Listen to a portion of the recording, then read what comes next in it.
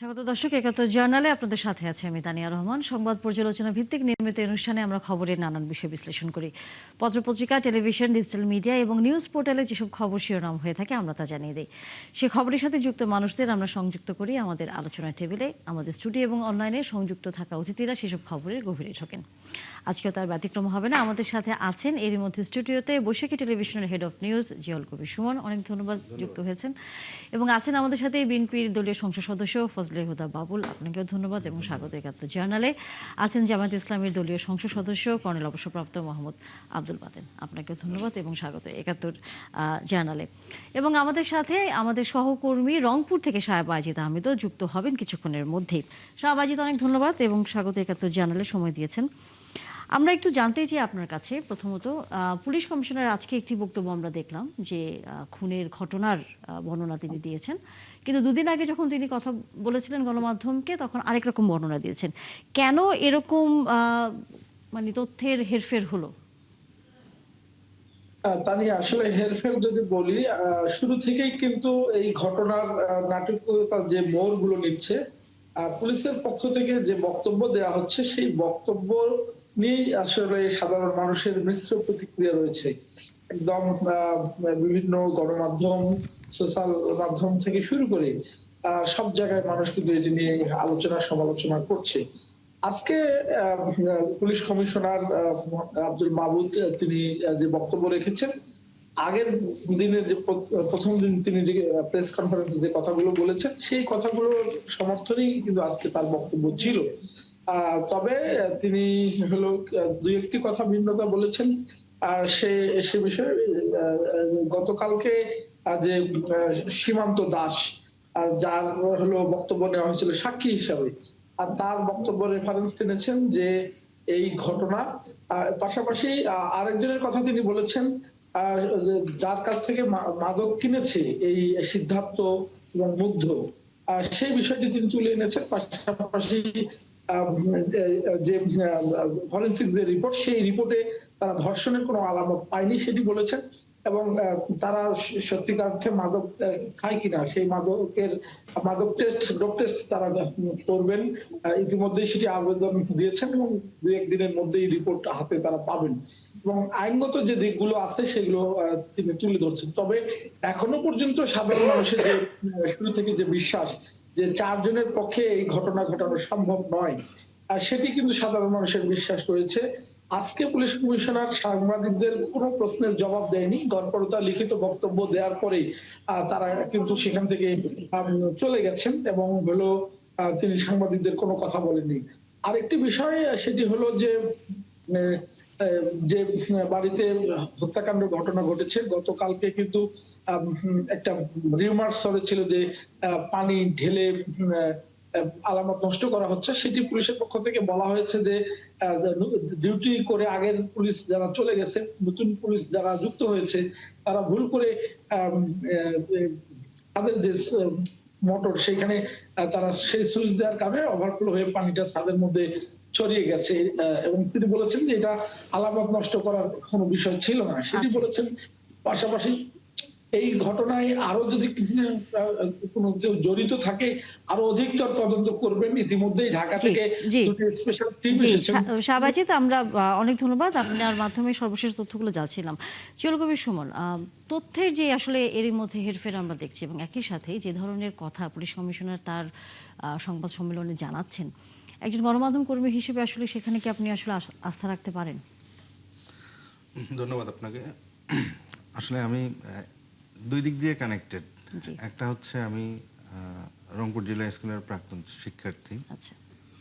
আবার আপনি যদি দেখেন যে পুলিশ কমিশনার যিনি এখন আজকে রেঞ্জ ডিআইজি দায়িত্ব নিয়েছেন, উনি আর আমরা দুইজনে কিন্তু একটা সংগঠনের, উনি সেক্রেটারি, আমি জয়েন্ট সেক্রেটারি। তো দুই দিক থেকে আমি কানেক্টেড। তবে একটা বিষয় শুরুতেই কিন্তু আমার খটকা লেগেছিল, সেটা হচ্ছে যখন প্রথমবার দুজনকে নিয়ে আসা হলো যে এই দুইজন এই ৪টা লোককে ৪ জনকে মেরে ফেলছে, তো সেটা কিন্তু মানে সাধারণ মানুষ হিসেবে আমার কাছে এটা সেভাবে বিশ্বাসযোগ্য মনে হয়নি। কারণ ২জন লোক ৪ জন লোককে কীভাবে মারবে, এটা একটা বিগ কোশ্চেন। এরপরে যেই এখন আবার নতুন করে আবার সেটারই কিছুটা আপডেট ভার্সন আসছে, আরও ভিতরে ডিটেলস তারা বলার চেষ্টা করেছে। এখানে আমার যেটা মনে হয় যে আমরা পুলিশ তো প্রথম কি করে, আগে জিজ্ঞাসাবাদ করে প্রাথমিক যেই তথ্যটা পায় সেটাই গণমাধ্যমে দিয়ে দেয়। এখন এখানে একদিকে হচ্ছে যারা আসামি, অভিযুক্ত যারা, তারা আবার তাদের বক্তব্য চেঞ্জ করছে, আদালতে একরকম বক্তব্য দিচ্ছে, তখন আপডেটটা চলে আসে। তবে আমার মনে হয় যে এটা আরও ডিটেলসে যাওয়া উচিত, কারণ যেহেতু জায়গা জমির বিষয়টা আজকে চলে আসছে যে সিদ্ধার্থ দাসের সাথে ওনার জায়গা জমি নিয়ে অসন্তোষ ছিল, এরকম একটা কথা এসছে।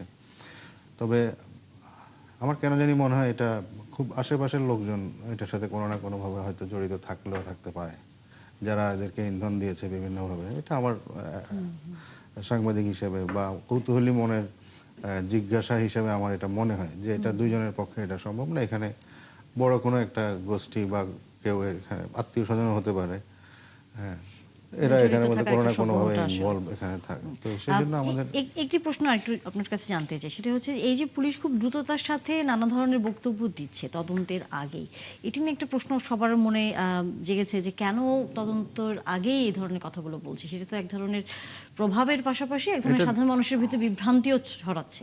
এটা দুটো কারণে হতে পারে। একটা হচ্ছে এত বড় একটা ঘটনা ঘটলো, পুলিশ এখনো কিছু বললো না কেন।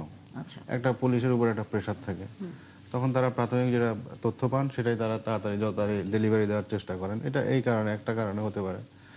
আবার আপনার অন্যভাবেও একদিকে তো এদের প্রেশার, আবার অন্যদিকে স্থানীয় যে মানুষজন তাদেরও একটা প্রেশার আসছে। সব মিলিয়ে তারা হয়তো এই কাজটা করে বসেন।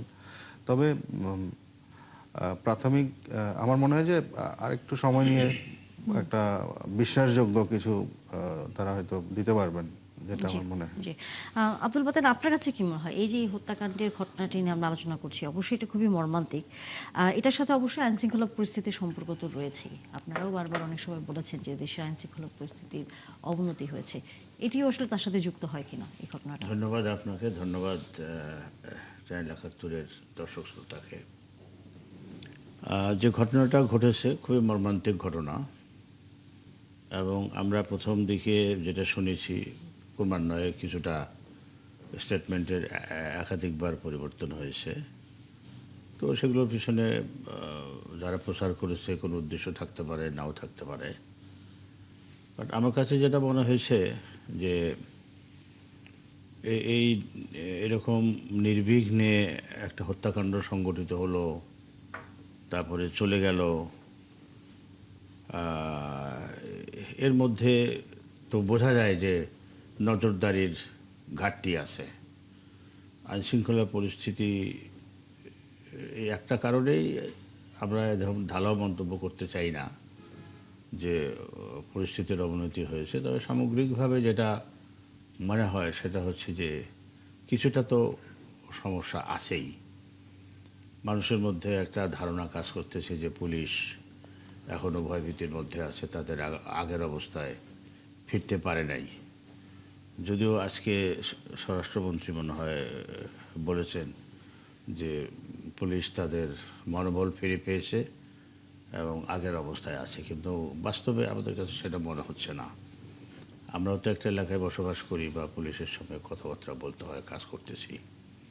আমাদের কাছে মনে হচ্ছে যে তারা এমনি তো সংকট আছে, কিছু উপায় উপকরণের সংকট আছে, যানবাহনের সংকট আছে, তারপরে ক্রমান্বয়ে কেন জানি মনে হচ্ছে যে পুলিশের যে ইউনিফর্মের একটা যে গুরুত্ব বা শক্তি বা একটা প্রভাব, সেটা আস্তে আস্তে কমে যাচ্ছে। অন্য কথায় যদি বলি, পুলিশকে যে আইনশৃঙ্খলা রক্ষাকারী বাহিনীর সদস্য হিসাবে সাধারণ মানুষ একটু ভয়, কথাটা বলাটা ঠিক হয় কিনা জানি না, বা সমীহ করবে, বা আবার ধরে নিলাম না ভয়ই করবে, করা উচিত। যদি কিছুই না করে, যে একটা আইনশৃঙ্খলা রক্ষাকারী বাহিনীর সদস্য আসছে, নিশ্চয়ই কোনো উদ্দেশ্য আছে, একটু সতর্ক অবলম্বন করবে, এরকমটা মনে হয় না। এমন সাধারণ মানুষ পুলিশদের সঙ্গে বসে গল্পগুজব করে, বাইরে যখন তারা টহলে যায়। এমনি আমার সেনাবাহিনীতে চাকরি করার কারণে আমাদের সঙ্গে অনেক কিছু বাজে, যেমন আমরা কিন্তু ক্যাপ ছাড়া একজন সৈনিক বাইরে ঘুরবে, we just cannot imagine. Cap ছাড়া এই টুপি ছাড়া পুলিশ দেখলে আমার ব্যক্তিগতভাবে আমি অস্বস্তি বোধ করি। এটা হচ্ছে টুপি হচ্ছে, ক্যাপ হচ্ছে তার পার্ট অফ ইউনিফর্ম ছাড়া যাচ্ছে। তারপরে যেখানে সেখানে দাঁড়িয়ে চা খাওয়া, ইউনিফর্ম পরে দ্যাট টু অ্যাগেইন, অস্ত্রও আছে। তো সব কিছু মিলিয়ে আমরা কিন্তু অনেক কিছু কম্প্রোমাইজ করে ফেলেছি সময়ের ব্যবধানে। এই কম্প্রোমাইজ হতে হতে পুলিশের যে একটা মানে ইমেজ, সেটা ক্ষুণ্ণ হয়ে গেছে। সেটাই আসলে কোনোভাবে আমাদের বাপদাদার কাছে আমরা গল্প শুনেছি, ওই হাফ প্যান্ট পরা পুলিশ আসতো আগে, মানে গ্রামের মুখে থাকতেই গ্রাম নাকি শূন্য হয়ে যেত। মানে পুলিশ আসতেছে বা চৌকিদার আসতেছে বা মানে মানুষ যেভাবে আগে ভয় পেত বা সম্মান করতো, শুধু সেই জায়গাটি আসলে আমার মানে শুধু ইয়াবা খাচ্ছে সেটা দেখে ফেলছে হ্যাঁ। আর চারজনকে, এটা আমার কাছে আসলে কোনোভাবে বিষয় এটা না। আসলে এটা আসলে- এবং এখানে ব্যক্তিগত লোভ থাকতে পারে, ব্যক্তিগত এবং ক্রোধ থাকতে পারে, এইটা জায়গা তো জমি দিন সংক্রান্ত শেষে একটি ঝামেলা মাদক। থাকতে তো পারে। এটা তো আর ওরা এভাবে মনে হয় আত্মীয়-স্বজন। খোলা কেউ কখনো খাবে না, মানে খোলা ছাদে খাচ্ছে। কারণ আমরা এখন তো মোটামুটি ওই বাড়িটাও দেখতে পাচ্ছি গণমাধ্যমে আসছে, এটা সম্ভবত নতুন কোনো বাড়ি তৈরি উনি হচ্ছে বাড়ি এরকম। তৈরি করছেন। তো একেবারে খোলামেলা, সেখানে এরকম খোলা অবস্থায় ইয়াবা খাচ্ছে, এটা এবং একটা ওই আশেপাশের সবাই মোটামুটি ওনারা একই মানে হিন্দু সম্প্রদায়ের একই সম্প্রদায় এবং আত্মীয় স্বজনও হতে কিন্তু পারে। এখানে ওই আবার- ছেলেগুলো রেখে আবার প্রায় আসতো। জি। ফজলুল হুদা বাবুল, যেটি আসলে জানতে চাই আপনার কাছে, এই ঘটনার প্রেক্ষিতেই আইন শৃঙ্খলা পরিস্থিতি নিয়ে বারবারই হচ্ছে সামনে বক্তব্য আসছে এবং একই সাথে প্রশাসনের কথাও হচ্ছে। আমাদের একজন অতিথি বললেন যে সেই মনোবলটা বা সেই শক্তিটা এখনো ফিরে পায়নি এই বা যারা এই আইন শৃঙ্খলা পরিস্থিতি নিয়ন্ত্রণ করবেন সেই জায়গায়। সরকার তো বলছে চেষ্টা করে যাচ্ছে, কিন্তু সেখানে সবারই প্রথম প্রশ্ন, যেটা আপনারা বেশিরভাগ বলেন সরকারি দল, আগের যেই রেজিম সেটি এখনো আছে বলে আপনাদের এটি ম্যানেজ করতে সমস্যা হচ্ছে, তাহলে সেটিকে পরিবর্তন করা কেন যাচ্ছে না? জি, ধন্যবাদ। আলোচক শ্রদ্ধাভাজন মাননীয় এমপি আব্দুল বাতেন এবং সাংবাদিক এবং ভালো বলেন আমাদের জিয়াউল ভাই, উনি সহ আপনার সকল দর্শক শ্রোতাকে আমার শুভেচ্ছা। হ্যাঁ, এটা তো কিছুটা হলেও সত্যি যে আগের রেজুমের গুলাই আছে। এখন বলতে পারেন তাহলে আপনারা যে প্রশ্ন আপনি আমাকে করেছেন যে আপনারা এগুলা সরাচ্ছেন না কেন, রাখছেন কেন, সর্বাঙ্গে ব্যথা ওষুধ দিব কোথা, অধিকরণ কারকে সপ্তমী বিভক্তি। আমরা যখন বাংলা ব্যাকরণ পড়তাম কারক সমাস তখন এটা ছিল। এখন বিষয়টা হচ্ছে কি, দেখুন, আপনার তো একটা পর্যায়ে গেলে আপনি তাকে ইন্সপেক্টর বানাতে পারেন।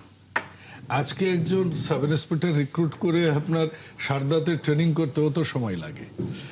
যারা এখন ওসি তারা কিন্তু গত 15 বছরে সাব ইন্সপেক্টর হিসেবে জয়েন করেছেন, তাই নয় কি? যারা এখন ওসি তদন্ত তারাও তাই, যেসব এখন সাব ইন্সপেক্টর আছে তারাও তাই, ডিউটি অফিসারও তাই। আচ্ছা, ইউএনও কত সালে রিক্রুট হয়েছেন, বিসিএস কততম, ডিসি বিসিএস কততম? ওই সময় কি জামাত বিএনপির বলে তারা যে ট্যাগগুলো দিত আমাদেরকে, তাদের কি কোনো মানে, আমি তো মাইক্রোস্কোপের চেয়েও বেশি করে পরীক্ষা করা হয়েছে। আমার আপন ভাই, একটা মানুষের অ্যাড্রেস চেঞ্জ করা বোধহয় সবচেয়ে কষ্টের। আমার 4 ভাইয়ের চাকরি গিয়েছে, আরেক ভাই পুলিশের সাব ইন্সপেক্টর, আমাদের মধ্যে লেখাপড়ায় সবচেয়ে দুর্বল ছিলেন উনি, ধর্মে লেটার পেয়ে 3rd ডিভিশন পেয়ে পাশ করেছিলেন, কনস্টেবলের চাকরি নিয়ে প্রমোটেড উনি ছিলেন, প্রমোটেড সাব ইন্সপেক্টর ছিলেন। তার ছেলে ক্যাডেট কলেজে পরে আর্মিতে ভর্তি হতে হবে। বুদ্ধি কি, আমার নিজের ভাইদেরই চাকরি চলে যায়, অন্য ভাইদের, একজন এয়ারফোর্স অফিসার ছিলেন, গেছে, সবারই একই অবস্থা। তো আমরা ডিসিশন নিলাম যে আপনি অ্যাড্রেস চেঞ্জ করেন। তো অ্যাড্রেস চেঞ্জ করবে, সে তো গরিব মানুষ, তার জায়গা নেই, তো 2 কাঠা জায়গা কিনে বাড়ি করে রাজশাহীতে অ্যাড্রেস চেঞ্জ করে তার ছেলে এখন এয়ারফোর্সে আছে, আর্মিতে অফিসার আছে। তো আপনি বোঝেন যে কোন হিসেবে খুব বেশি হলে 10% লোক বিএনপি জামাতের এইভাবে ঢুকতে হয়েছে, এর বাইরে তো সবই ফ্যাসিস্টদের। তাহলে সবাইকে বের করে দিবেন, তাহলে আপনার দেশ চালাবেন, চালানো কঠিন হয়ে যাবে। আমরা আমরা একটু বিরতির পরে আবার আপনার কাছে ফিরে আসবো। আমাদের আসলে সময়ের একটু বাধ্যবাধকতা আছে। দর্শক, আপনারা নিশ্চয় বিরতির পর আবারও যুক্ত হবেন। ফজলুল হুদা বাবুল, আপনার কাছ থেকে 2 মিনিটে এই প্রসঙ্গটি শেষ করে আমরা একটু রাজনৈতিক আলাপ শুরু করব। জি, তো যেটা বলছিলাম যে আমরা আলোচনা যেটা হচ্ছিল যে পুলিশের মনোবল নিয়ে, পুলিশের মনোবল আমি মনে করি হ্যাঁ 80-90% ঠিক হয়ে গেছে, 10% এখনো আছে। এবং 10% থাকার কারণ মাননীয় সংসদ সদস্য আব্দুল বাতেন বলেছেন যে এটার মূল কারণটা হচ্ছে আপনার পুলিশের যেভাবে টেকনোলজি ডেভেলপ হয়েছে, পুলিশের লজিস্টিক সাপোর্টিভ ভাবে নাই, এমনকি গাড়িও নাই।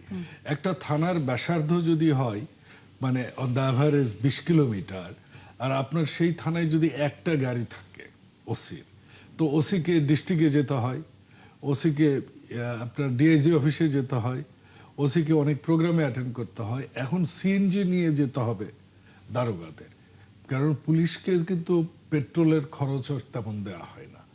এমনকি রাত 3টার সময় যখন একটা মাদকাসক্তকে ধরতে যায় তখন সিএনজিতে চলে যায় 2জন সাব ইন্সপেক্টর। তো এই যে একটা সিচুয়েশন, এখান থেকে উত্তরণের জন্য এবার বাজেটে বেশ কিছু বরাদ্দ রাখা হয়েছে, দেখা যাক সেটা আসলে তাদের সেই লজিস্টিক সাপোর্টটা ঠিক হবে। তবে বাদন ভাইয়ের সাথে আমি একমত, একটা সময় ছিল যে পুলিশকে দেখলে মানুষ ভয় পেত, একটা গ্রামে গেলে গ্রাম শূন্য হয়ে যেত।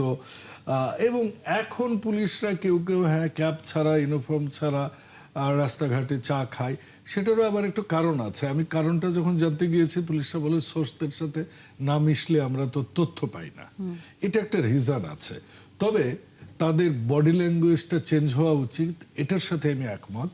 আবার পুলিশের যে আইনটা এই দেশে, সে আইনটা হচ্ছে আপনি একজনকে ধরতে যাবেন, ধরতে যেয়ে তাকে আপনি হয়তো তার সাথে আপনি মাদক পেলেন না, তাকে কিভাবে ধরবেন, কিংবা পেলেন, পাওয়ার পর নিয়ম হচ্ছে কি, পুলিশের আইনে কি আছে যে এইটা 2জন সাক্ষী লাগবে, এবং সেই সাক্ষীর কন্ডিশন দেওয়া হয়েছে ওই এলাকার গণ্যমান্যদের জন্য, আইনে এটা আছে।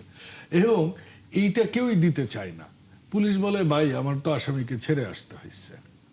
তো পুলিশের কিছু সমস্যা আছে। আমি এই ঘটনাটা এই কারণেই বললাম যে প্রথম কথা হচ্ছে ওই পুলিশিং আর এই পুলিশিং এখন যদি আপনি করতে যান, আমরা এখন গ্লোবাল বিশ্বের বাসিন্দা, এই গ্লোবাল বিশ্বের বাসিন্দা আমরা যখন বিশ্বপল্লীর বাসিন্দা হয়ে গেছি, তখন আমাকে আমার মানবাধিকার দেখতে হয়, আমাকে আমার পুলিশকে বলা হয় যে পোলাইট হতে হবে, পুলিশকে বিনয়ী হতে হবে, পুলিশকে মারা যাবে না, পুলিশ মানলে সাংবাদিকরা রিপোর্ট করবে। কিন্তু ওই ভয়ের সংস্কৃতিটা পুলিশ এখন ইচ্ছে করলেও দেখাতে পারবে না, দেখালে সেটা বিভিন্ন ধারায় বিভিন্ন জায়গায় পুলিশকে জবাবদিহি করতে হয়। কাজে ওই সময়টা এই সময় নয়। এখন এই সময়ে এসে আমাদের কি করণীয়? দেখুন, আমাদের সাধারণ মানুষকে জেগে উঠতে হবে। এখানে আমি বলি যে ধর্মীয় যে নেতৃত্ব আছে, ইমাম সাহেবরা, পণ্ডিতরা, পুরোহিতরা, ফাদাররা, তারা বিভিন্নভাবে সোসাইটিকে এই জিনিসটা অ্যাওয়ার করতে পারে। আপনার এডুকেশনাল লিডারশিপ, আপনার স্কুলের শিক্ষক, হাই স্কুল, প্রাইমারি, মাদ্রাসার শিক্ষকরা, এবং সমাজের অন্যান্য গণ্যমান্য মানুষরা, সাংবাদিকরা, এবং সর্বোপরি আমি মনে করি যে পারিবারিক শিক্ষা, যে নৈতিকতা, এই নৈতিকতা যদি বাচ্চাদের এখন আমরা দিতে পারি, হ্যাঁ, যেটা মাননীয় প্রধানমন্ত্রী একটা আমরা আমাদের নির্বাচনী ইশতেহারে দিয়েছে যে ক্লাস 4 থেকে আমরা নৈতিক শিক্ষক দেব। এটা তো ঠিক। একটা সময় ছিল যে আপনার প্রতিবেশীর একটা ছেলে হয়তো সন্ধ্যার পর বাইরে ঘুরতেছে, তার প্রতিবেশী দেখে একটা সময় বলতো এই তুমি বাইরে কি করো, ঘরে যাও, ধমক দিয়ে পাঠিয়ে দিত। এখন কি পারে? এখন আপনি বাপ এসে আপনাকে অপমান করবে। এই জন্য আমি বলছি যে আমাদের সোশ্যাল অ্যাওয়ারনেস গুলো, সোশ্যাল নর্মস গুলো যে গত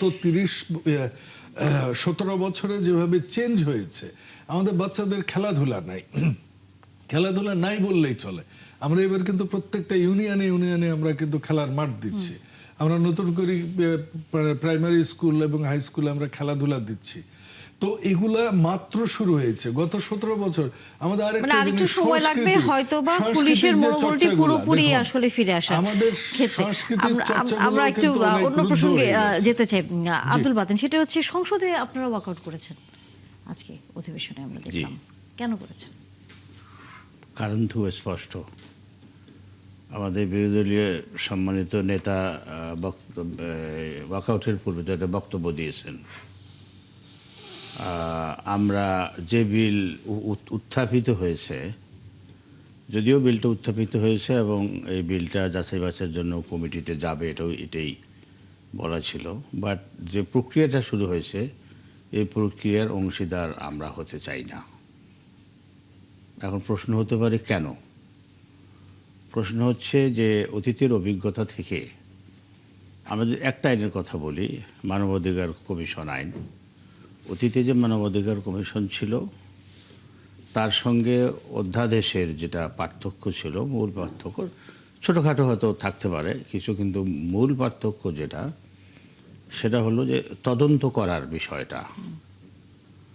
এই আইন শৃঙ্খলা রক্ষাকারী বাহিনীর কোনো সদস্য যদি মানবাধিকার লঙ্ঘন করে সেটা তদন্ত করার ক্ষমতা অধ্যাদেশে ছিল কমিশনের হাতে। কমিশন ইচ্ছা করলে যে কাউকে দিয়ে সেটা তদন্ত করাতে পারবে, বিচার বিভাগের সহায়তা নিতে পারতো, এইসব বলা নাই ওখানে, কিন্তু কমিশনের হাতে ছিল। অথবা কমিশন কোনো সদস্যের নেতৃত্বেই, একজন চেয়ারম্যান ছাড়া তো আরও 5 জন সম্ভবত সদস্য থাকে, তাদের দ্বারা করাতে পারতো। কিন্তু এই আইনে আছে সেটা ওই আইন শৃঙ্খলা বাহিনীর হাতেই ন্যস্ত করা হয়েছে। যারা অপরাধ করবে তাদেরকে দিয়ে তদন্ত।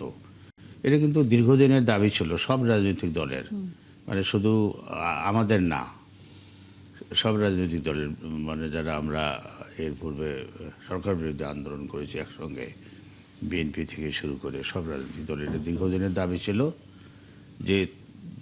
যে সংস্থার সদস্যের দ্বারা অপরাধ হবে সেই সংস্থার কর্তৃক তদন্ত করলে সেই তদন্ত সুষ্ঠু হবে না, সেখানে পক্ষপাতিত্ব হতে পারে। আপনাদের কাছে কি মনে হয় কেন এই ধরনের পরিবর্তন আনা হলো এই এটা হলো সংস্কারের ক্ষেত্রে?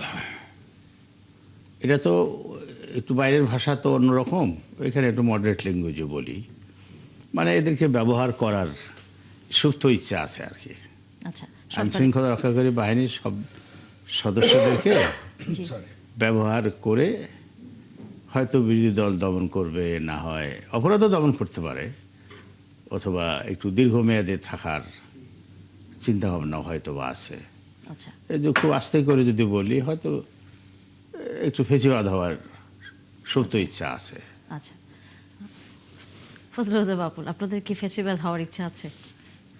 সুপ্ত গুপ্ত কোনো কিছু বিএনপির ডিকশনারিতে নাই, ঠিক আছে? যারা সুপ্ত থাকে, যারা গুপ্ত থাকে, তারা এরকম চিন্তাও করে, নাম্বার 1। নাম্বার 2, বিএনপির জন্ম থেকে গত 48 বছরে বিএনপির সবকিছুই প্রকাশিত।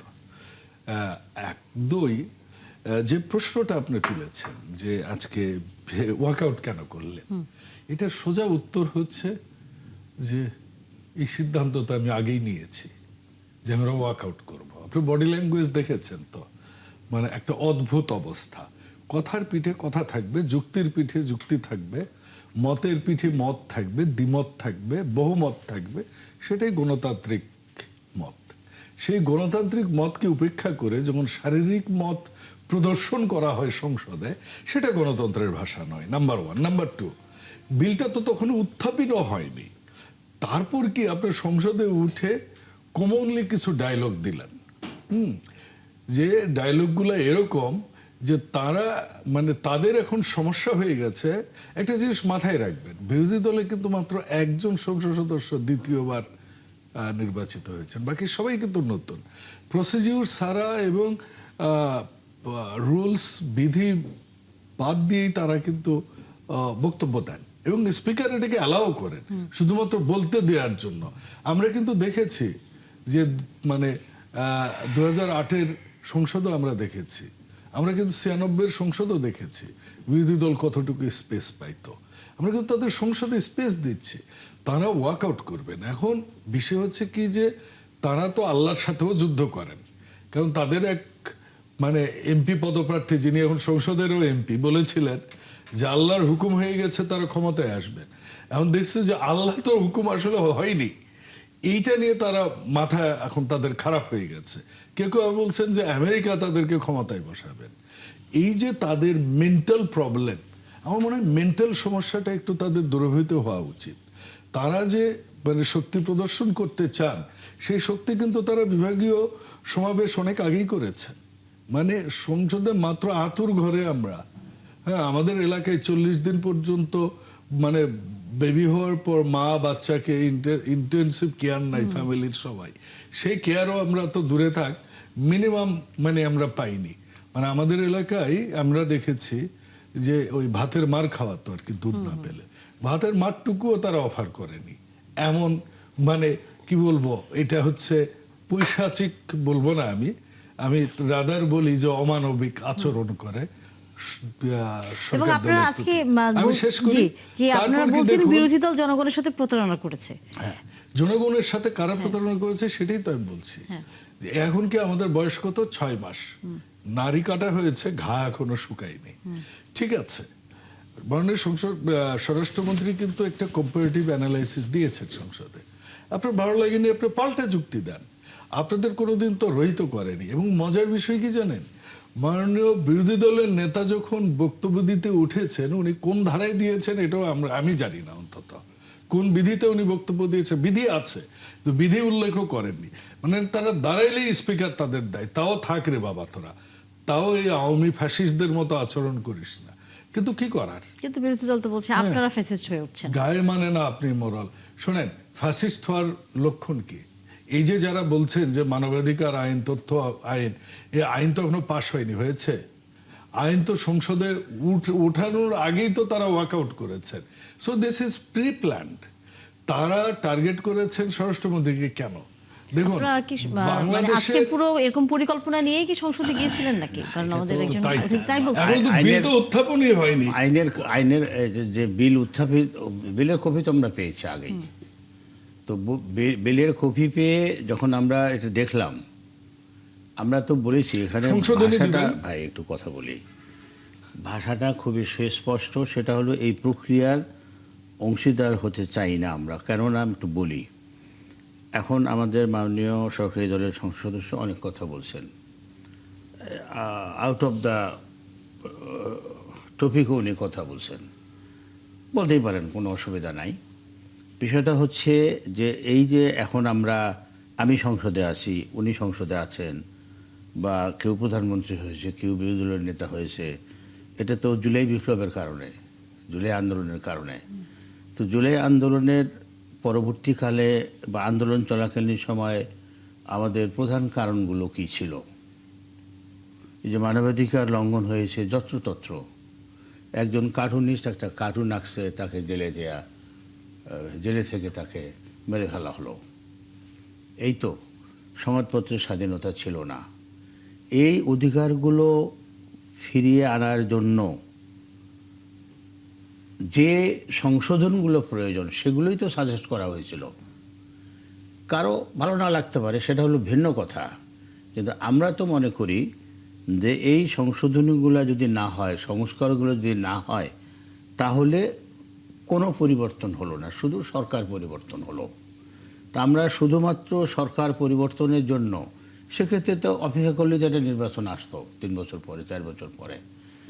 এই যে ছেলেরা আন্দোলন করলো, গোটা দেশের মানুষ, এই মানুষের মধ্যে সব রাজনৈতিক দলের লোকই ছিল, আন্দোলন করলো, এত ত্যাগ তিতিক্ষ হলো, এখনও আহত আছে, চিকিৎসাধীন আছে, কারো কারো চোখ কোনোদিনও ভালো হবে না, কেউ কেউ পাহাড়ি সঙ্গ হারিয়েছে।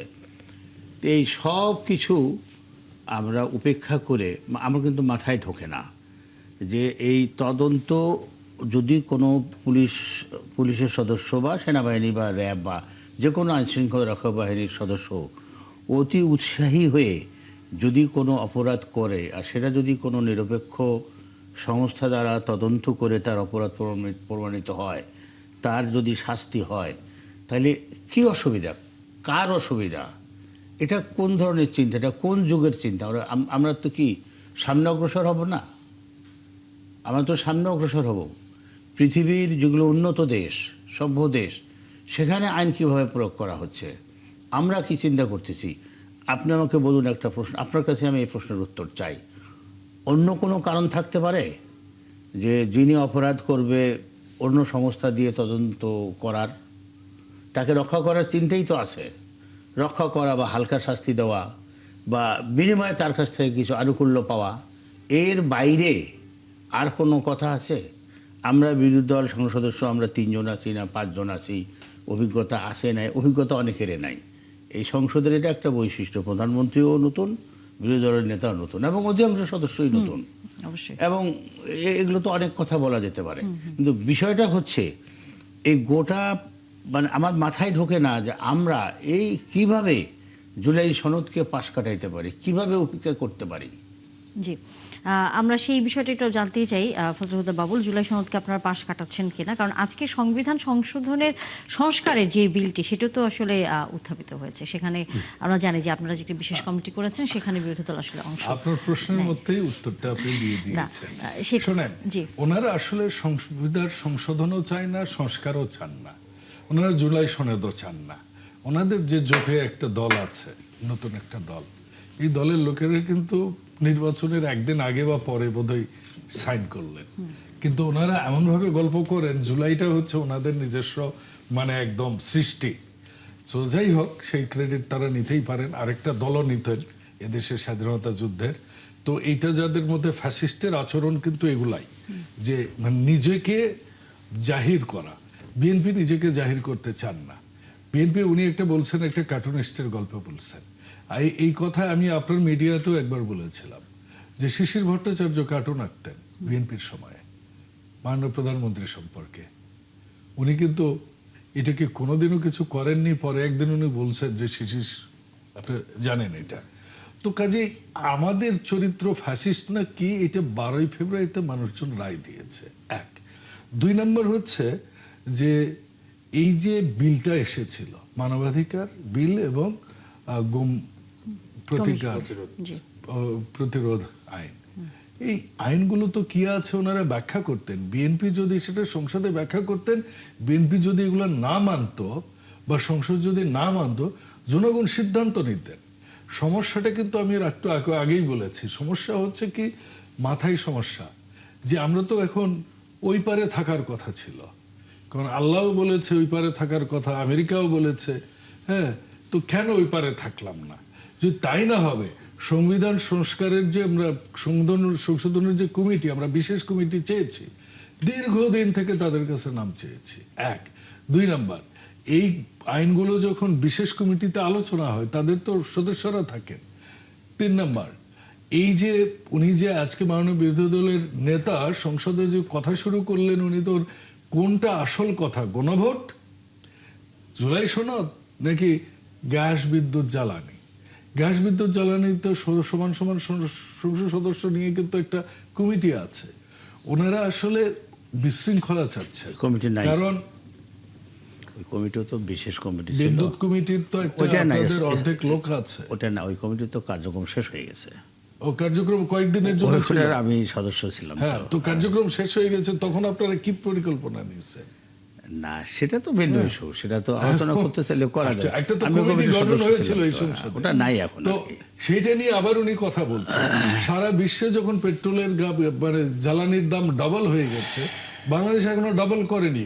গতকালকে ইউকেতে 4% পেট্রোল বেড়েছে, ইউএইতে বেড়েছে, পরশুদিন বেড়েছে 15%। এই সংকটটি তো সরকার আসলে ছোটেন, এখানে 2টা সংকট ওনারা কিন্তু বলেন না, এখানে 2টা সংকট। 1, ইউনুসের সময় মধ্যপ্রাচ্যের যুদ্ধ ছিল না। 2, এই প্রফেসর ইউনুস তাদের যে প্রতিনিধি ছিলেন, তার সময়ে কিন্তু হাসিনার আমলের আরেকটা এই ভাসমান করার কথা ছিল, সেটা ইউনুস সাহেবের সময় এসে ইউনুস সাহেব ওটা বাতিল করেছে। 3rd যদি কি বলে FSRU, এটা বাতিল করে দিলেন এই ইউনুস সাহেব, যেটা এখন আমরা আবার 27-এর মধ্যে আমরা আবার এটা আরেকটা তৃতীয় অল্টারনেটিভ, কারণ এটা নষ্ট হয়ে গেল। এখন তো বিএনপি লাগাইনি, ওনারা প্রমাণ করুক বিএনপি লাগাইছে। এটা তো একটা দুর্ঘটনা। জনগণের কাছে আমরা কৃতজ্ঞ যে জনগণ আমাদেরকে এইটুকু মানে সহ্য করছে। ইনশাল্লাহ আমরা এটা থেকেও আগামীতে সরে মানে ঠিক করব। এখন আসেন গণভোটের গল্প, জুলাই সনদের গল্প তো বললাম। আমরা জুলাই সনদ পালন করার জন্যই তো সংবিধান সংশোধনের বিশেষ কমিটি করেছি। আচ্ছা, ওনাদের আহ্বান জানাবো যে সেখানে এসে ওনারা ওনাদের ইনপুট দিক এবং সংসদে দাঁড়িয়ে এগুলা নিয়ে ওনাদের তো ধৈর্য ধরতে এই হবে। প্রশ্নটি আসলে আমি আমি গণভোটে একটু কথা বলি, last একটা আমরা গণভোটটা বিরতির গণভোট- পরে আমরা আলোচনা করি। এই যে সংবিধান সংস্কারের যে কমিটিতে করা হলো, সেটাতে আসলে আপনাদের অংশগ্রহণ করাতে বাধাটা কোথায়? মানে এখানে হলে তো আপনারা নিজেদের অনেক পয়েন্ট আলোচনা করতে পারতেন, সেটি হয়তো সংবিধান সংশোধনের ক্ষেত্রে তো আপনাদের ভূমিকাটা আরো জোরালো হতো। উত্তরটা নিব তবে বিরতির পর। দর্শক, নিশ্চয়ই আপনারাও উত্তর শুনবার জন্য আবারও যুক্ত হবেন আমাদের সাথে। ধন্যবাদ দর্শক, আবার আমন্ত্রণ ৭১ জার্নালে। জনকবি সুমন, আপনার একটু ছোট করে মন্তব্য। আসলে একটা বিষয় নিয়ে কথা বলতে চাই, সেটা হচ্ছে গুম কমিশন যে আইনটা নিয়ে। এখানে দেখেন বিগত যে আওয়ামী লীগ আমলে গুম কারা হয়েছে, কাদের দ্বারা হয়েছে এবং এই কারা জড়িত ছিল? আইন শৃঙ্খলা রক্ষাকারী বাহিনীর লোকজনই কিন্তু জড়িত ছিল, তাই তো? এবং এই সংসদে গুম হয়েছেন বিএনপির জামাতের লোকজনও আছেন, আবার আপনার মায়ের ডাকের উনিও আছেন, তুলি। হ্যাঁ, তো আমার বক্তব্য হচ্ছে হ্যাঁ, উনি আন্দোলন করেছেন আর কি। ওনার ভাইয়ের যে তো এখানে আমার যেটা বক্তব্য সেটা হচ্ছে ওনারাই গুম হয়েছেন এবং আইন শৃঙ্খলা রক্ষাকারী বাহিনীর দ্বারাই। এখন আবার এই যে আইন করা হচ্ছে বা যে বিল আকারে যেটা আনা হচ্ছে, এখানে যে আপনি ইনভেস্টিগেশনের দায়িত্ব কিন্তু পুলিশের উপরেই বা আইন শৃঙ্খলা রক্ষাকারী বাহিনীর উপরেই দেওয়া হচ্ছে। এই জায়গাটাতে আমার একটু আপত্তি। এখানে স্বাধীন কমিশন করলে সমস্যাটা কি ছিল? এটা তো সবার জন্যই ভালো হতো। তো এই জায়গাটাতে যেহেতু আমি এর আগে একবার স্বরাষ্ট্রমন্ত্রীর বক্তব্য কিন্তু সংসদে শুনেছি যে উনি বলেছেন যে আমরা এমন একটা আইন করব যেখানে আপনার সব দলের সবার মতামত নিয়ে যেটা মানে একটা দৃষ্টান্ত হয়ে থাকবে। একটা শব্দ ছিল মানে অধিকতর শক্তিশালী। হ্যাঁ, এই কথাটা আমার এখনো মনে আছে।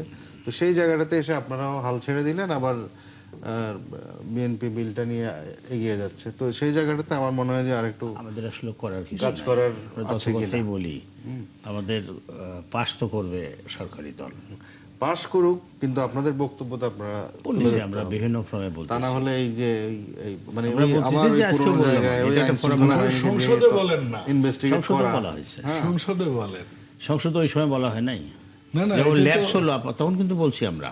আজকে তো কমিটিতে পাঠাচ্ছে। হ্যাঁ, ল্যাপস হলো তখনও বলছি আমরা তো এই প্রক্রিয়ার সঙ্গেই অংশীদার থাকতে চাই না। আচ্ছা, মানে একেবারেই থাকতে চাচ্ছেন না না। আপনারা? তো আমার মনে হয় যে মানব মানে সেটা এটা- হ্যাঁ, এটা- সেটা কি এখানে আসলে মানবীয় ভালো প্রশ্ন হবে ভাই, কিনা? এটা কিন্তু ক্ষুদ্র মানে বিষয় তখন তো নয়। আসলে যদি আপনারা এই আপনি প্রক্রিয়ার চিন্তা মধ্যে করেন না যে থাকেন, এটা হচ্ছে না, গোটা যে আব্দুল বাতেন, আপনারা আন্দোলনটা যদি এই প্রক্রিয়ার ফসল মধ্যে হচ্ছে এই সংসদটা। আমি সিরিয়াস বলেই তো আমি ইস্যুটা তুললাম যে এটা আপনারা না, কিন্তু সিরিয়াসলি আপনারা যদি বিষয়টা এই হ্যান্ডেল প্রক্রিয়ার মধ্যে করেন। নিজেদেরকে অন্তর্ভুক্ত না করেন, তখন তো হচ্ছে এটি সরকারি দলের মানে এক পেশি হয়ে যাবে। ওটা তো এমনিই হচ্ছে।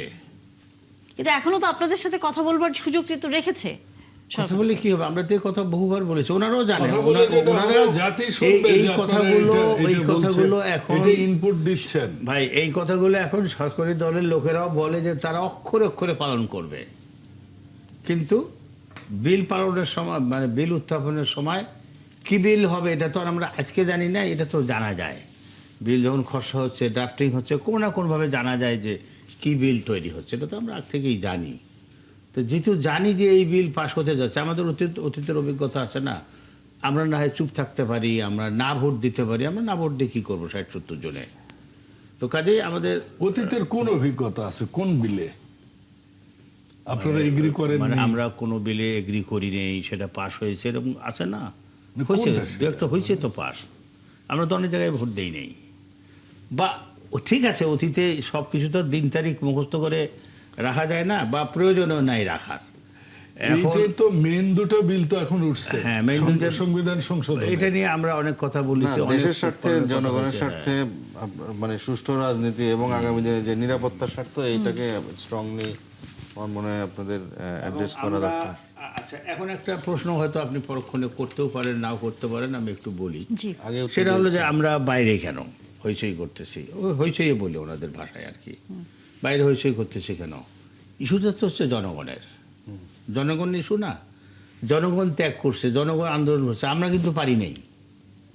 আমরা রাজনৈতিক দলগুলো কিন্তু ফ্যাসিস্টের কিন্তু সঙ্গে জনগণই আন্দোলন তো করে, সংসদে কথা বলবার জন্য আপনাদেরকে আমি বলি সুযোগ করে আমরা দিয়েছে। সংসদে বলে যখন ব্যর্থ হচ্ছি, কাজ হচ্ছে না, তখন আমরা যে সংসদে তখন তো আমাদের কথা জনগণ শুনছেন, আমরা সিদ্ধান্ত তখন নিতে জনগণের পারবে। কাছে যাচ্ছি। আপনি রাস্তায় যে আমরা যেটা ওখান থেকে করছেন, বের হয়ে সংবাদ সংসদেও তো সম্মেলন করছেন। করতেছি, ওখান সংবাদ সম্মেলন থেকে আমরা রাস্তায় যাচ্ছি, আমরা স্মারকলিপি দিচ্ছি যেখানে যেখানে দরকার, সচিবালয় পর্যন্ত যাওয়া হয়েছে। এটা হলো জাস্ট জনগণকে অবহিত করা, দেশের মানুষকে অবহিত করা, যারা আন্দোলন করে ফ্যাসিস্টকে বিতাড়িত করেছে, যাদের আকাঙ্ক্ষা হলো যে একটা ইনসাফ ভিত্তিক, ন্যায় ভিত্তিক, সুশাসন ভিত্তিক একটা সমাজ প্রতিষ্ঠিত হবে, সংবিধান সংস্কার করতে হবে, সংশোধন। আপনি সময় দিলে এটা আমরা কেন সংশোধন কমিটিতে সদস্য দিচ্ছি না না, সেটা আমি সেটা আমি বলবো। আপনাকে প্রশ্নও করেছিলাম যে কেন আসলে দিচ্ছেন না। আচ্ছা, আমরা দিচ্ছি না, সংবিধান এবং সংশোধন আর সংস্কারের মধ্যে খুব সুস্পষ্ট পার্থক্য। সংস্কার হলো সংশোধনের মৌলিক পরিবর্তনগুলো করতে হলে গণভোটের প্রয়োজন হয়, যে কারণে অতীতে আমাদের একাধিক গণভোট হয়েছে। প্রেসিডেন্ট জিয়া রহমান গণভোট করেছেন, প্রেসিডেন্ট এরশাদ গণভোট করেছেন, সম্ভবত ম্যাডাম খালেদা জিয়াও গণভোট করেছেন। বেসিক স্ট্রাকচার চেঞ্জ করার জন্য গণভোটের প্রয়োজন হয়। এখানে তো বেসিক স্ট্রাকচার চেঞ্জ হবে। আর সংবিধান সংশোধন সেটা হাইকোর্টে যে বাতিল হয়, কোর্টে যে বাতিল হয়, তার দৃষ্টান্ত আছে। পঞ্চদশ সংশোধনী তো ওই যে কয়েকদিন আগে বাতিল হয়ে আবার কেয়ারটেকার ব্যবস্থা পুনঃপ্রবর্তিত হয়েছে, যেটা যদিও সংসদের মাধ্যমে সেটাকে হয়তো করতে হবে। তখন বিষয়টা হচ্ছে যে আমরা জানি যে সংশোধনটা টিকবে না, তাহলে আমরা কেন আবার সেই প্র্যাকটিসটা করতে যাব, যেটা অতীতে একবার কিন্তু আপনাদের মতামতটা থাকলে পরে তো আমরা সরকার তো মতামত দিচ্ছি, অতীতেও দিয়েছি, এখন জানিয়ে দিয়েছি। আমরা এটা যখন প্রস্তাব দিয়েছে, প্রস্তাব তো এখনকার না, প্রস্তাব তো গত সংসদের। তো আমরা তো তখনও বলেছি, আমরা বলিনি তা তো নয়। আপনাদের কাজ হচ্ছে হ্যামারিং করা, হ্যামারিং করে যেতে হবে, তাই তো? ভাই, হ্যামারিং করলে ওনারা তো সরকারি দল, Approach ওনাদের তো করতে হবে। ওনাদের ব্রড মেজরিটি, ওনারা আমাদের কথা শুনবে? কোনোটাই শোনে নাই। ওনারা একটা কথা বলে যে সমান সমান দিয়ে একটা কমিটি করেছিল, তখন ন্যাশনাল ক্রাইসিস ছিল, সেই জন্য হয়তো রাজি হয়েছে যে ঠিক আছে দেওয়া হোক। এখনও কিন্তু আমরা বলছিলাম যে এই ইস্যুগুলো আপনারা জানেন হয়তো, যে বিরোধী দলের নেতা মাননীয় রাষ্ট্রপতির কাছে চিঠি দিয়েছিলেন একটা বিশেষ অধিবেশন আহ্বানের জন্য, একদিনের জন্য হলো এই ইস্যুগুলো নিয়ে আলাপ করার জন্য, এই যে সংকট টঙ্কট সব কিছু নিয়ে আলাপ করার জন্য ওরা তো অধিবেশন আহ্বান করে নাই। ফজলুল বাবুল, আপনারা বিরোধী দেখুন, দলকে সহযোগিতা করছেন না শোনেন, কেন? তাদের কথা আপনারা এখন ওই শুনছেন যে না? আমি হাসতে চাচ্ছি না, কারণ আমি হাসিটাকে কন্ট্রোলই করতে হবে, কারণ এটা কেমন কেমন লাগছে আমার কাছে। প্রথম কথা হচ্ছে যে আপনি সব মানছেন, দিন শেষে বলতেছেন না তাল গাছটা কিন্তু আমারই, কারণ এই তাল গাছই আমি নিব, বাকি সব ঠিক আছে। বিষয়টা ঠিক ওই রকম। আপনি সংবিধান মানলেন, ইউনূস সাহেব শপথ নিল, আপনাদের মানে কি কয় জোটের লোকজন মন্ত্রিত্ব নিল, আপনারা ক্ষমতায় আসবেন বলে স্বপ্ন দেখলেন, আল্লাহর ওহিও আসলো, নাউজুবিল্লাহ মিন জালেক। তো তারপর আপনি কি করলেন? আপনি সংসদে আসলেন, সংসদে এসে আপনি শপথ নিলেন, একটা শপথ নেওয়ার পর নির্বাচনে গেলেন, সব করলেন, শপথ নেওয়ার পর সংসদ সদস্য হইলেন, সব কিছু করলেন সংবিধান অনুযায়ী, আর আপনি কামকাজ সব করবেন বিপ্লবী চেতনায়। আরে ভাই, তাহলে আপনারা কেন শহীদ মিনারে যে বিপ্লবী সরকার গঠন করার পক্ষে থাকেননি? এগুলা কেন মানলেন?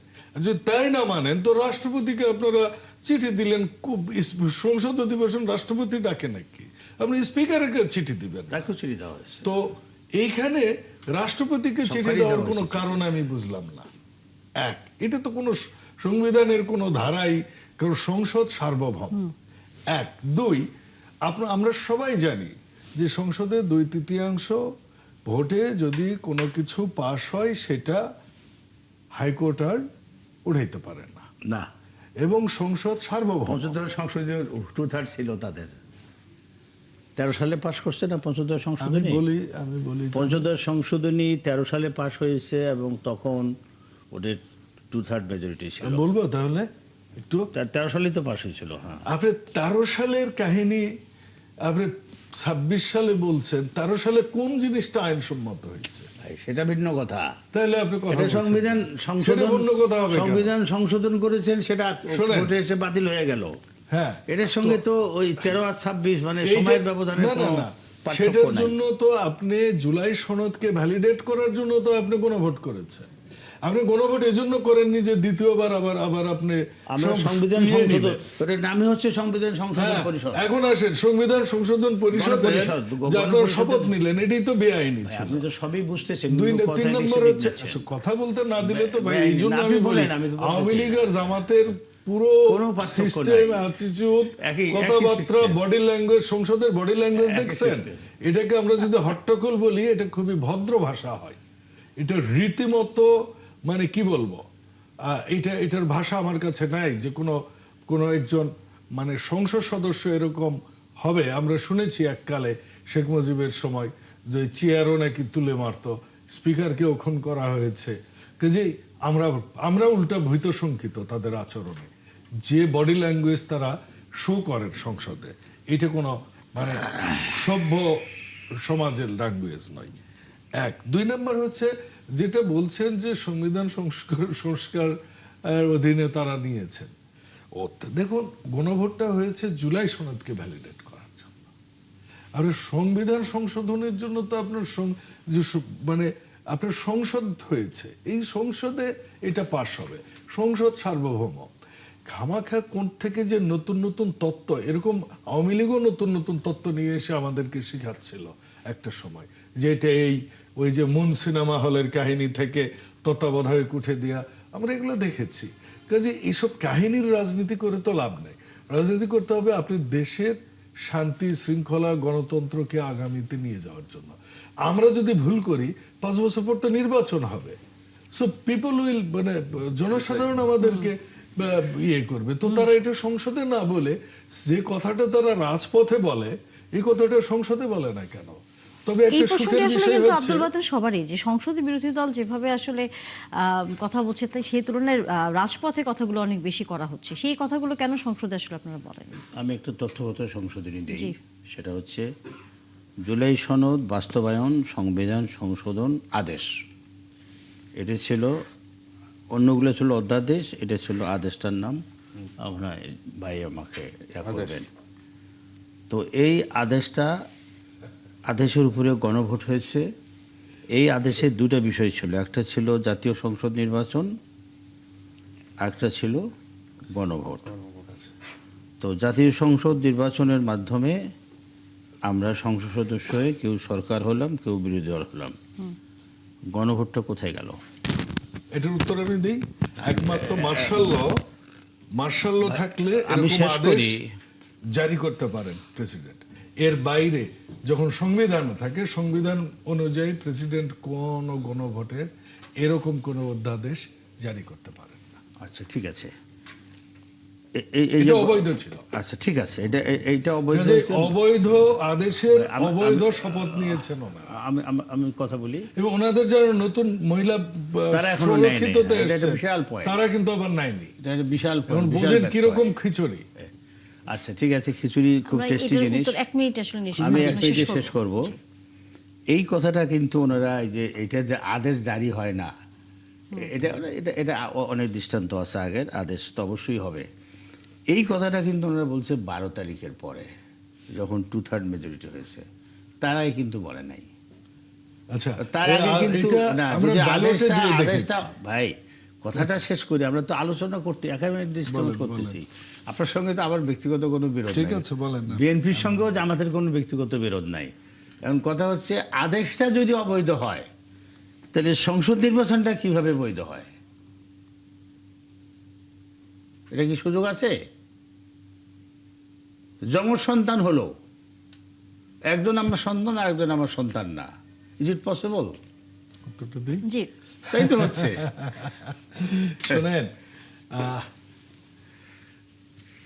বলতেছেন যে ইলেকশনটা নির্বাচনটা কিভাবে হলো? নির্বাচনটা হলো একটা সাংবিধানিক প্রতিষ্ঠান, নির্বাচন কমিশনের অধীনে।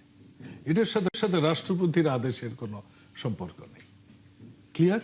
বেশি কথা বলবো না, সময় নেই। এই সময় নির্বাচন হইতে পারতো। আমরা আসলে আলোচনাটা তুলে রাখলাম, কারণ কখনোই এই হইতে আলোচনা পারতো কারণ না। সংসদ অধিবেশন চলছে, নির্বাচন তো হয়ে যাইতো, নির্বাচন অনুযায়ী তো নির্বাচন সংসদ হয়েছে। অধিবেশন চলছে, আলোচনা হয়তো সামনের দিনে আবারও করবার সুযোগ হবে। দর্শক, বিরতির সময় হয়ে গেল, বিরতির পর আবারও যুক্ত হবেন। ধন্যবাদ দর্শক, আবার আমন্ত্রণ ৭১ জার্নালে। রাজনীতির আলাপের বাইরে আসলে আরেকটি বিষয় নিয়ে আমরা আলোচনা করতে চাই, সেটি হচ্ছে প্রাকৃতিক দুর্যোগ। আসলে কারণ আমরা কম বেশি এই অঞ্চলের মানুষ সেই দুর্যোগের আতঙ্কেই থাকি, এবং বাংলাদেশেও আমরা দেখেছি ২-৩ মাস আগে বেশ ভূমিকম্পের মতো একটি অবস্থা আসলে তৈরি হয়েছিল, এবং অনুভূত হয়েছিল। আমরা দেখেছিলাম ৪.৫ ভূমিকম্প, তখন কিন্তু এক ধরনের আতঙ্ক তৈরি হয়েছিল। জিয়াউল কবির সুমন, আপনি নিশ্চয়ই হচ্ছে এই বিষয়ে ছোট করে আপনার কাছ থেকে মন্তব্য জানতেই চাই, যে বাংলাদেশকে বারবারই বলা হয় ঝুঁকিপূর্ণ প্রাকৃতিক দুর্যোগের ক্ষেত্রে এখন খুবই বলা যায় রেড অ্যালার্মিং এর জায়গায় আছে। সেখানে আমাদের ব্যবস্থাপনাগুলো আসলে কি আপনি দেখেন যে সেটা আধুনিক হয়েছে, বা কিছুটা হলে অ্যাওয়ারনেসের জায়গাটি একটু বাড়ানো গেছে? আমাদের ওই আমরা মোটা দাগে যদি বলি, আমরা ধরেন আমাদের যে জিনিসগুলো খুব বেশি দরকার এগুলো নিয়ে আমরা অনেকটা উদাসীন থাকি। আমাদের স্বাস্থ্য, আমাদের আপনার এই বিশেষ করে এই জ্বালানি সেক্টর, জলবায়ু, আমাদের পরিবেশ, এগুলো নিয়ে কিন্তু আমরা উদাসীন থাকি। আমাদের কিন্তু কোনো অ্যাওয়ারনেস, আমাদের একটা কিছু ঘটে গেলে তারপরে আমরা যাই এটা নিয়ে রিসার্চ করি, গবেষণা করি, টকশো করি, কিন্তু এর আগ পর্যন্ত আমাদের কোনো কিছু আমাদের এরকম প্রিপারেশন থাকে না। তবে নেপালে যে ঘটনাটা, এখানে আপনার যেহেতু নেপাল অনেক উঁচুতে, এখানে আপনার হিমবাহ ধস, পাথর, রক স্লাইড বলে আর কি, বড় বড় পাথর এগুলো ধসে পড়েছে। আর এই সময়টা কিন্তু সেখানে বর্ষাকাল, পানি আর্দ্র, নরম, যার ফলে পুরো ধসটা এবং পাথর অতিমাত্রা এগুলো আসছে। এটা হচ্ছে আপনার এই আমেরিকান যে ভূতাত্ত্বিক যে সার্ভে সংস্থা, তাদের মতে আর কি। তো এবং জলবায়ু পরিবর্তনজনিত কারণ তো আছে, সব কিছু মিলিয়ে। তবে যেহেতু আমাদের প্রতিবেশী, আমাদের কাছের দেশ, তো এর বাইরে কিন্তু আমরা না, আমাদের জলবায়ু নিয়ে আমাদের চিন্তা ভাবনা করা উচিত। আমাদের যারা বিশেষজ্ঞ আছেন তাদের নিয়ে কমিটি করে আমাদের আগামী 10 বছর পরে কি হতে পারে, 20 বছর পরে কি ধরনের আমাদের যে দুর্যোগ আসতে পারে, আমাদের এগুলো নিয়ে রিসার্চ করা উচিত, এবং সে অনুযায়ী আমাদের প্রিপারেশন থাকা দরকার। নিশ্চয়ই। সেই প্রিপারেশনটা আসলে কি হতে পারে? আমাদের সাথে যুক্ত হয়েছেন অতিথি হিসেবে অধ্যাপক ডক্টর মোহাম্মদ আল আমিন, দুর্যোগ ব্যবস্থাপনা ও জলবায়ু বিশেষজ্ঞ। অনেক ধন্যবাদ ডক্টর আল আমিন যুক্ত হয়েছেন। আমরা তো দুর্যোগ বা প্রাকৃতিক এই ধরনের ব্যবস্থাকে আমরা কোনোভাবেই তো আর সাধারণ মানুষ হিসেবে সেটিকে আটকাতে পারবো না। আমাদের হয়তো কোনো না কোনোভাবে এর মধ্যে পড়তে হবে, এবং তার কিছু অংশ কিন্তু আমরা দেখতে পাচ্ছি। গত কয়েক বছরে কিন্তু বাংলাদেশে অতিবৃষ্টি হচ্ছে, বন্যার সংখ্যাটি দিনকে দিন বাড়ছে, এবং একই সাথে তো ভূমিকম্পের এক ধরনের সতর্কতার মধ্যে আমরা আছি। এই বাস্তবতায় যে কথাটি সবাই বলছে, যে এই যে তিব্বতের যে পাহাড়ের যেই বলা যায় এটি যে আইস ভেঙে পড়েছে, অর্থাৎ যেই আইসবার্গের যে অংশটি আসলে ভেঙে পড়েছে, সেটি জলবায়ু পরিবর্তনের কারণেই হয়েছে, যেটি অনেক আগে থেকেই হয়তো সতর্ক অবস্থায় ছিল, বলা হচ্ছিল বারবার এই যে গ্লোবাল ওয়ার্মিং এর কারণে। তাহলে সামনের দিনগুলোতে কি ধরনের ঘটনা আরো আমরা দেখতে পাবো? ধন্যবাদ আমাকে যুক্ত করার জন্য। আমি ৭১-এর সকল দর্শক শ্রোতা যারা আছেন ওনাদেরকে আপনার মাধ্যমে সালাম ও শুভেচ্ছা জানাচ্ছি। এখন প্রশ্নের ব্যাপারে ফিরে যাওয়া যাক। এটা অনেকদিন আগে থেকেই বলা, জলবায়ু পরিবর্তনের একটা বিষয় এখানে আছে। কারণ আমরা বারবার বলে এসেছি বহু আগে থেকে যে হিমালয়ের পর্বতের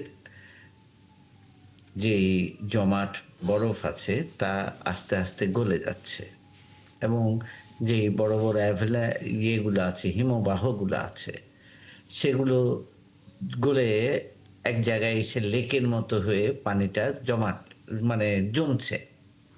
এটার পরিমাণ আস্তে আস্তে বাড়ছে। এখন পর্বতের অনেক উপরে আপনার যখন পানির আধারটা আস্তে আস্তে পরিপূর্ণ হয়ে যায়, এবং তাতে আরো যোগ হয় আমাদের স্বাভাবিক বৃষ্টিপাত, অথবা এখন জলবায়ু পরিবর্তনের ফলে আপনারা যেটা দেখতে পান যে অল্প কিছু সময়ে অধিক বৃষ্টিপাত হওয়া, যেটা ফ্ল্যাশ ফ্লাডের একটা বড় ধরনের কারণ। আমাদের দেশেও যেটা হচ্ছে, যেটা চট্টগ্রামবাসী গত ২-১ বছর ধরে সবসময় দেখে আসছে, যে জাস্ট ৩-৪ ঘন্টার একটা বিশাল বৃষ্টি, ওই বৃষ্টির পানিটা ধরতে পারছে না, ডিসচার্জ করতে পারছে না, এবং এটা ফ্ল্যাশ ফ্লাড হিসেবে চলে যাচ্ছে। ঠিক তেমনি আপনার যখন হিমবাহর নিচের অংশটা আস্তে আস্তে ফাটল ধরে গেছে, তখন আর ওই এটা অনেকটা বলের মতো আপনার, যেটাতে পানিগুলা ছিল ধরতে পারছে না, ছেড়ে দিয়েছে।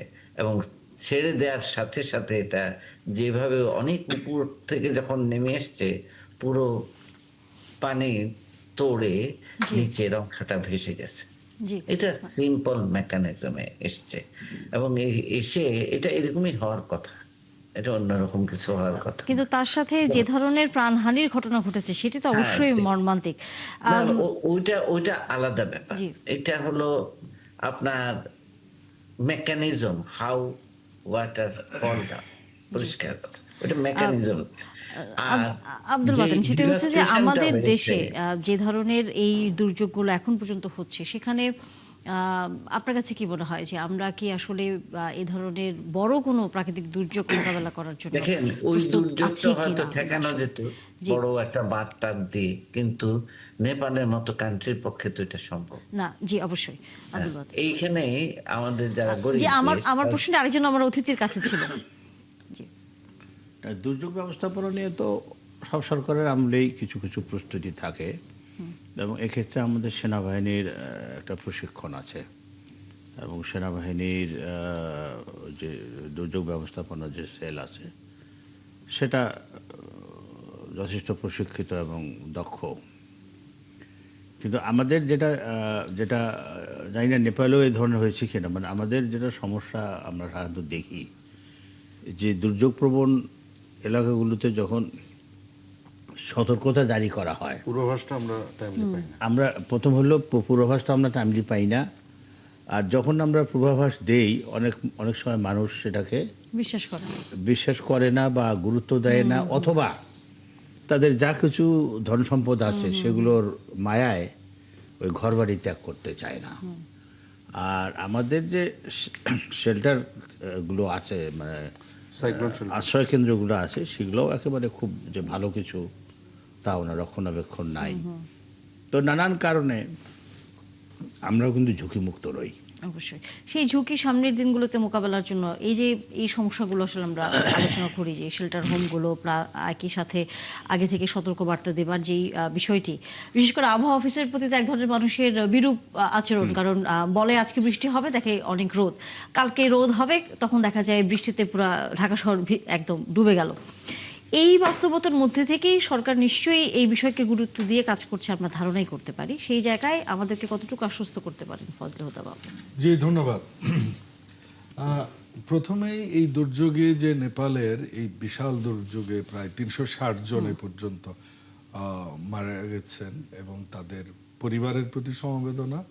বিভিন্ন দেশের মানুষ মারা গেছেন, ভারতের গেছেন, ওয়েস্টার্ন কান্ট্রিগুলো থেকে যারা আসে তাদের গেছে, বাড়িঘরের ব্যাপক ক্ষতি হয়েছে, রাস্তাঘাট। নেপালের সকল নাগরিকদের প্রতি এবং ওই এলাকার সকল নাগরিকদের প্রতি আমাদের সমবেদনা।